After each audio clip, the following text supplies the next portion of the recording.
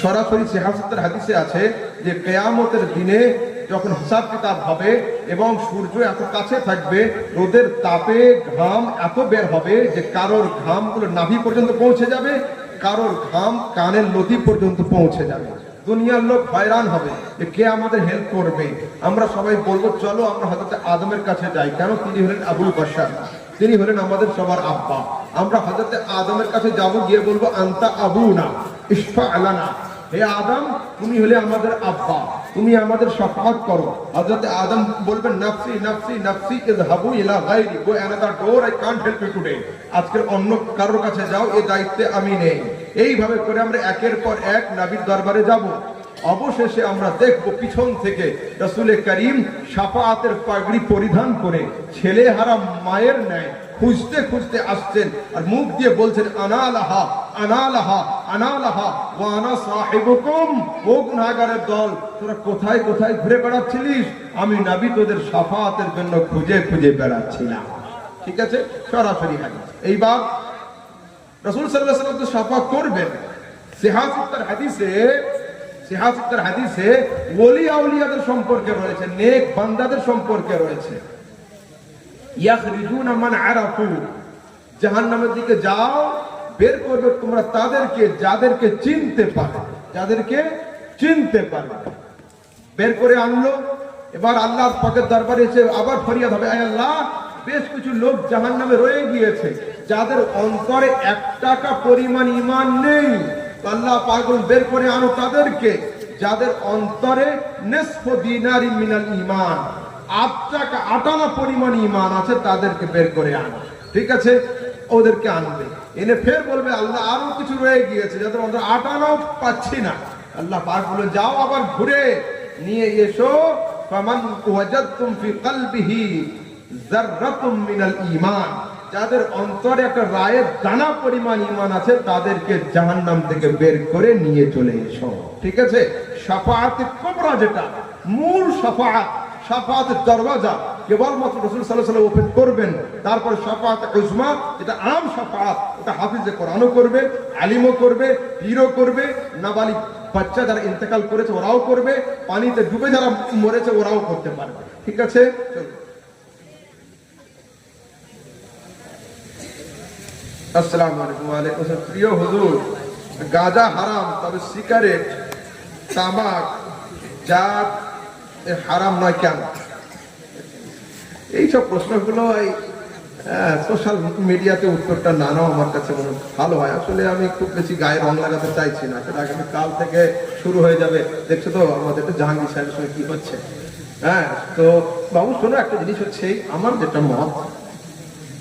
মত পার্সোনাল মত শোনেন, যদি আপনাদের ভালো লাগে সওদাকে কবুল করবেন, ভালো না লাগলে আমার সওদা মতো রিটার্ন, আমি কোনো সমস্যা নেই। কিন্তু আমার পার্সোনাল মত হলো এই, যে আরব, মন দিয়ে শোনেন, যে আরব পানির বাবদে পানি ছাড়া মদ ইউজ করত, এত তাদের ভিতরে প্রচলন ছিল মদের, রাসূল করিমের সোহবত পেয়ে তারা মদকে ছেড়ে দিল। শুধু ছাড়েনি, মদের হাঁড়িকেও ভেঙে দিয়েছিল।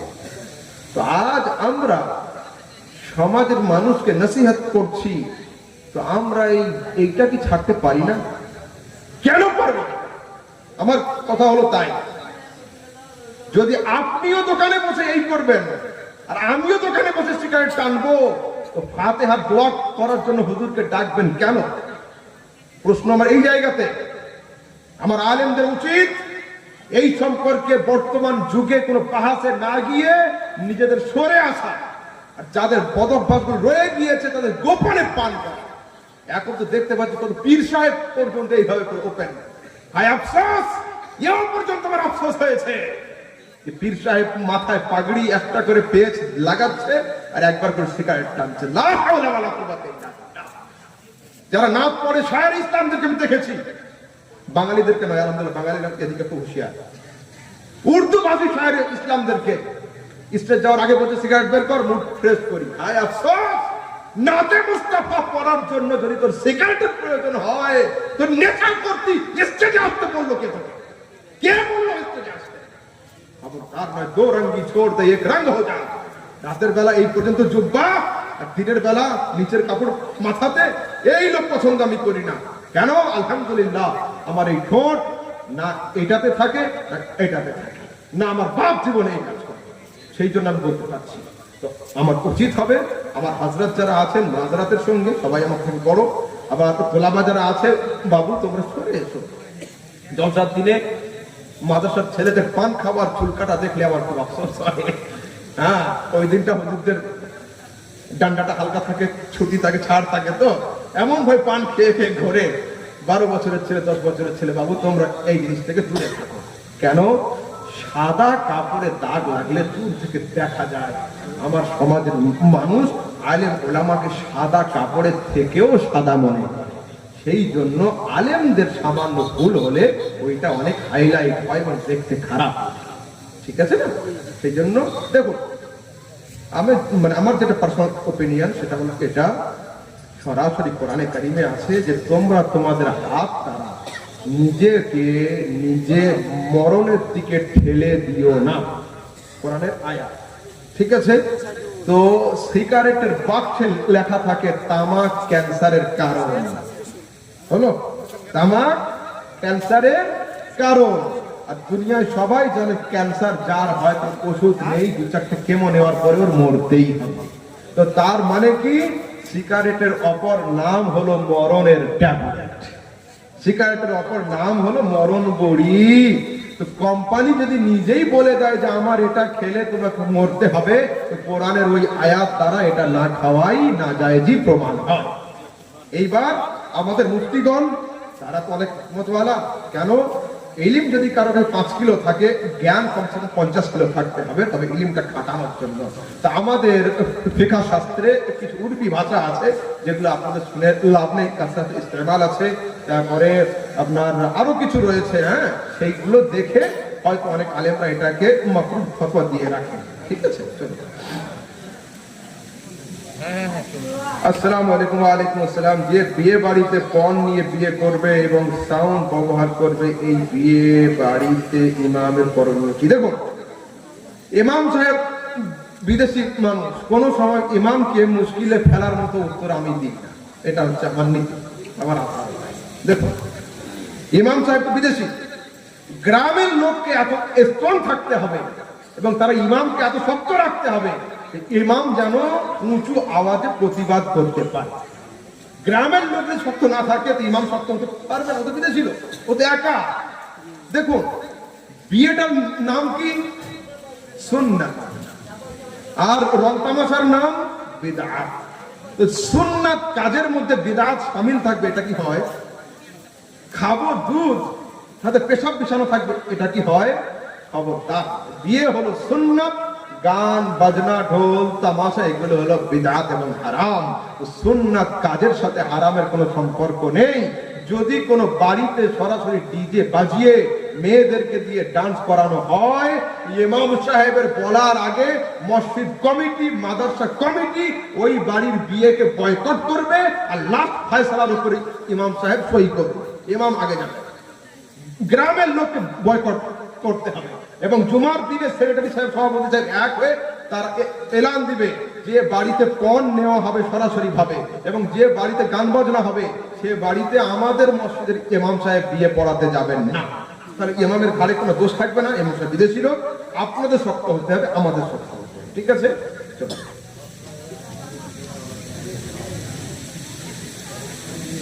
আসসালামু আলাইকুম। ওয়ালাইকুম আসসালাম। প্রিয় হুজুর, আমার প্রশ্ন হলো এই, আরবি কাফেরের কাছ থেকে সুদ নেওয়া যায়, যেটা কোরআন হাদিস দ্বারা কতটুকু গ্রহণযোগ্য? জি হ্যাঁ, এতে লেখা আছে, এটা ঠিক, কিন্তু এর ডিসকাশন আমি মিডিয়ার সামনে করতে পারবো না।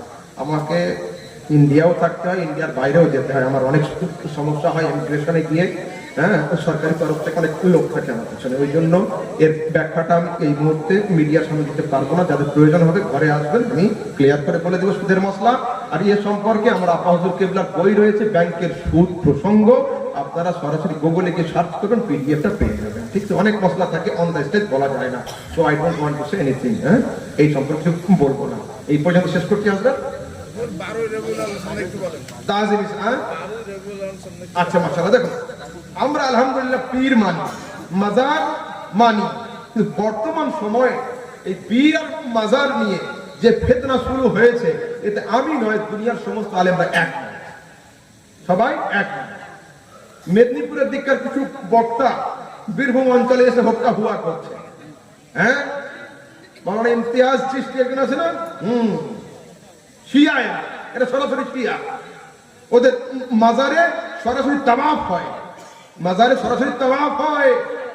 তারপরে মালদার কুতুবগঞ্জ এলাকাতে একটা পীর সাহেব হযরত লাঠি নিয়ে ভেতর বসে আছে, মুরিদ ছেলে আর মেয়ে ওর চারিদিকে ঘুরছে আর পাঠ করছে লাব্বাইক আল্লাহুম্মা লাব্বাইক, বলছে কাবা হলো মুর্দা কিবলা, আমাদের হুজুর হলো জিন্দা কাবা, এর চারিদিকে ঘুরলে আমাদের হজ হয়ে যায়।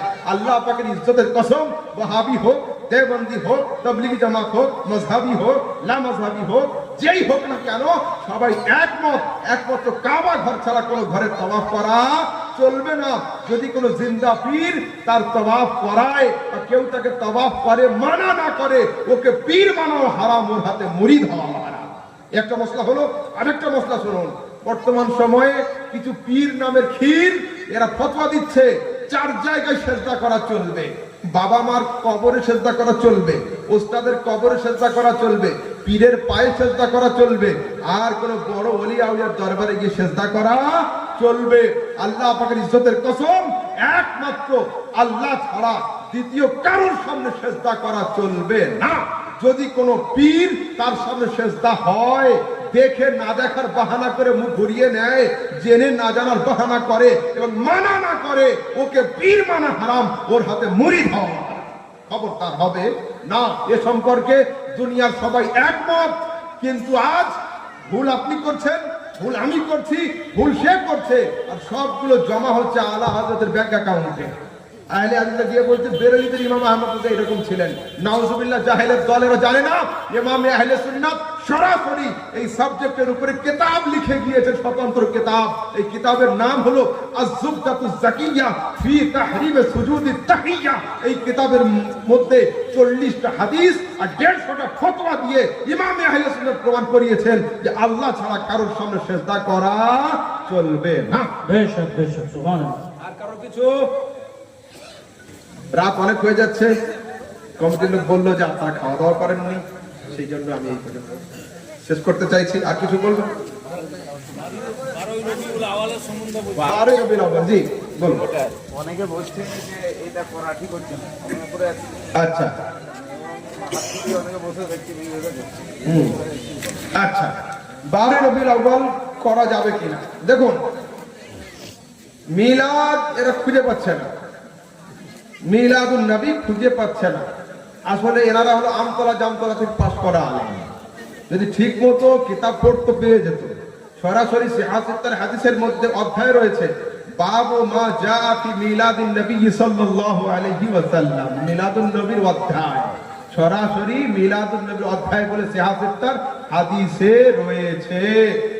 হযরত আয়েশা সিদ্দিকা রাদিয়াল্লাহু তাআলা আনহা থেকে হাদিস আসছে, তিনি কি বলছেন? তাযাকারা রাসূলুল্লাহ সাল্লাল্লাহু আলাইহি ওয়াসাল্লাম ওয়া আবু বকর মিলাদাহুমা। আমি আয়েশা বসেছিলাম, একদিন আমার নবী এবং আবু বকর সিদ্দিক দুজনে নিজেদের মিলাদ পাঠ করে আমাকে শুনিয়েছেন।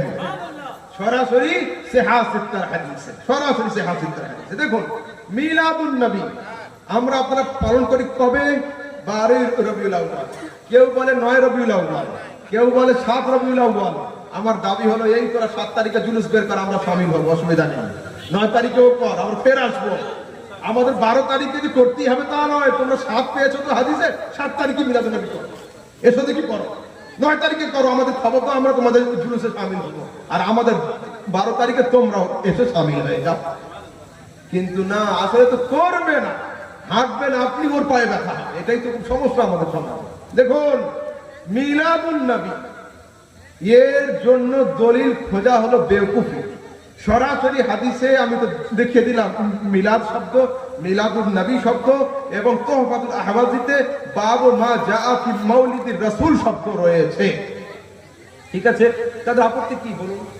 শুধু মিলাদুন নবী শব্দ আপনি কি আপত্তি করেন? ওই যে ওটা করা ঠিক হচ্ছে না, আচ্ছা, এগুলো করা বেদাত, এটা বলছে। জুলুস বের করা। দেখুন, আসলখানে পলিটিক্স সম্পর্কে এদের কোনো আইডিয়া নেই। প্রত্যেক পার্টি আপন আপন একটা করে মিছিল বা র্যালি বের করে, কেন বলুন তো? অন্য পার্টির উপরে নিজের প্রভাব বিস্তার করার জন্য। এদের আকল বুদ্ধি তো কম। মিলাদুন নবীর জুলুসে অনেক বড় ইন্টারনাল ফায়দা আছে, যারা শিক্ষিত লোক তার ইঙ্গিতে ধরতে পারবে। এতে ওদের যুক্ত হওয়া উচিত ছিল, কিন্তু সেটা না করে এটার বিরোধিতাতে ওরা লেগে যাচ্ছে। খবরদার না, মিলাদুন নবী যেমন পালন করছেন তেমন করবেন। মিলাদুন নবী সম্পর্কে আমার একটা স্পিচ দেখবেন আছে, সরাসরি হাদিস কোরআন দিয়ে আমি যেগুলো পড়লাম এগুলো রেফারেন্স সহ হতে হবে। আর কারো কিছু মাশাআল্লাহ তারাবির নামাজ। আচ্ছা দেখুন, তারাবি আসছে সামনে। এদের মাযহাবটা এমন, তারাবি ছিল 8, তারাবি ছিল 20, এখন তৈরি করলো 8 রাকাত। বেতরের নামাজ ছিল 3 রাকাত, তৈরি করলো 1 রাকাত। কোরবানি কদিন চলে? 3 দিন, তাদের কাছে আবার 4 দিন। আমলে কম, খাওয়া দাওয়াতে বেশি। এটাই হলো তাদের আকীদা। এরা তো কথায় কথায় সৌদিকে ফলো করে। আমাদের দলিল সৌদি আরব নয়, আমাদের দলিল হলো কোরআন আর হাদিস। সৌদিতে যদি ভুল কাজ হয় আমাদের জন্য কি ভুল কাজ করতে হবে? না। নবীর বাড়ির পাশে তো আবু জেহেল ছিল, তার মানে কি আমাদের প্রত্যেকটা গ্রামে একটা করে আবু জেহেল হতে হবে নাকি? না। কি বোঝা গেল? আরবে থাকলেই যে হবে তা নয়, যেটা পক্ষে থাকবে ওইটা নিতে হবে। তো আরব আমাদের দলিল নয়, আমাদের দলিল হলো কোরআন এবং হাদিস। কিন্তু তারা প্রত্যেকটা কথায় কথায় সৌদির দলিল দেয়। তাদেরকে বলুন যে কাবা ঘরের সামনে 20 রাকাত তারাবি হয়, নবীর মসজিদে 20 রাকাত তারাবি হয়। তোমরা এই মসলাটা মানো না কেন? কেন মানো না? শুনুন, সরাসরি কোন হাদিসে পৃথিবীর একজন আলেম দেখাতে পারবে না যেখানে 8 শব্দ থাকবে এবং তারাবি শব্দ থাকবে। তারাবি প্লাস 8 এইরকম শব্দের একটা হাদিস দেখাতে পারবে না। কিন্তু আলহামদুলিল্লাহ আমাদের কাছে সরাসরি হাদিস রয়েছে, তাতে তারাবি 20 রাকাত, কিন্তু হাদিসটা হলো যায়ীফ। ভালো করে বুঝে নেন, হাদিসটা যায়ীফ। তো হবে কি হবে না? জি হ্যাঁ, তর্কে আমি জিতবো। কেন জিতবো? আমার পকেটে একটা ছেঁড়া টাকা, ভালো করে বুঝেন, আমার পকেটে ছেঁড়া টাকা আর আপনার পকেটে জাল টাকা হলো। ছেঁড়া টাকাটা 100 টাকার নোট ছেঁড়া আছে, ওটা যে দোকানে বাটা হয় ওই দোকানে দিয়ে দিলে 5 টাকা কেটে নিয়ে 95 টাকা দিবে। এর নাম হলো জয়ী। হাদিসটা দুর্বল, কিন্তু ওর দ্বারা সওদা হবে।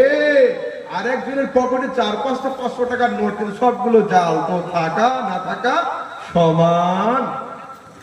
এই হাদিসটা জয়ী। এইবার আসুন, রাসূল সাল্লাল্লাহু আলাইহি ওয়াসাল্লাম কদিন নামাজ পড়েছিলেন? কোন জায়গায় আছে 2 দিন, কোন জায়গায় 3 দিন। এই 2 দিন কয় রাকাত নামাজ পড়েছিলেন? তো সরাসরি ইবনে হাজার আসকালানী আল ইসাবা কিতাবের মধ্যে লিখছেন আন্নাহু সাল্লা বি20 রাকাতান। রাসূল সাল্লাল্লাহু আলাইহি ওয়াসাল্লাম এই 2 দিন 20 রাকাত তারাবি পড়েছিলেন। সরাসরি আল ইসাবাতে লেখা রয়েছে। সেহেতু তারাবির নামাজ হলো 20 রাকাত। আজকে যখন আলোচনা হলো 20 সম্পর্কে, আমার আব্বা হুজুরের একটা বই আছে, সুন্নাতে নববী ও সাহাবী 20 রাকাত তারাবি। বইটা যত সম্ভব আমার ব্যাগে 20 পিস আছে, আপনাদের যা প্রয়োজন হবে নিয়ে নেবেন, ঠিক আছে? আমি এক জায়গা থেকে আনছিলাম, 50 টাকা করে দাম ওটা। জি আপনি কিছু বলছেন? হিন্দুরাও জান্নাত যাবে, একটা ফেরকা হবে, তার মধ্যে হিন্দুও থাকবে, মুসলমান আচ্ছা ঠিক আছে বাবাই, মোবাইল ধরে বন্ধ করো তো। ফেরকাতে হিন্দুরাও থাকবে। আচ্ছা ঠিক আছে, মোবাইল অফ করতে বলো।